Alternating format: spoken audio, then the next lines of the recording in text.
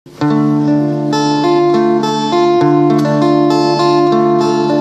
singură putnă în mijloc de țară, cu Ștefan în putna, ca pruncul în mamă. O singură putnă și-n jurul afară, românii de vorba lui Ștefan iau seamă. Românii de vorba lui Ștefan iau seamă. Un clopot, un clopot, un clopot ne cheamă, și da-n gâtul lui neamul tot în fioară. Un clopot, un clopot, un clopot ne cheamă, și da-n gâtul lui neamul tot în fioară. Nu poate portretul lui Vodă Maramă nu urce spre clopot din urlet de fiară, și clopotul spune că nu e ușoară lucrarea planetei în vremuri de dramă. Lucrarea planetei în vremuri de dramă.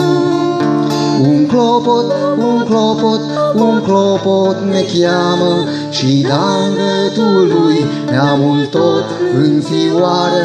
Un clopot, un clopot, un clopot ne cheamă, și da-n gâtul lui neamul tot în fioară.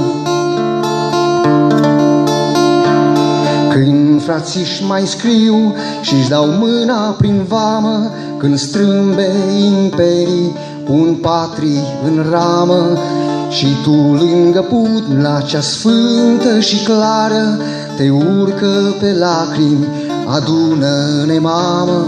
Te urcă pe lacrimi, adună-ne mamă. Să cântăm împreună. Un clopot, un clopot, un clopot ne cheamă, și da-n gâtul lui neamul tot în fioară. Un clopot, un clopot, un clopot ne cheamă, și da-n gâtul lui neamul tot în fioară.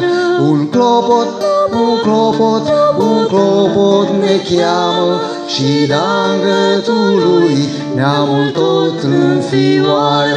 Un clopot, un clopot, un clopot ne cheamă, și da-n gâtul lui neamul tot în fioară. Un clopot, un clopot, un clopot ne cheamă, și da-n gâtul lui neamul tot în fioară. Mulțumim! Și acum urmează Felicia Filip, Suziana.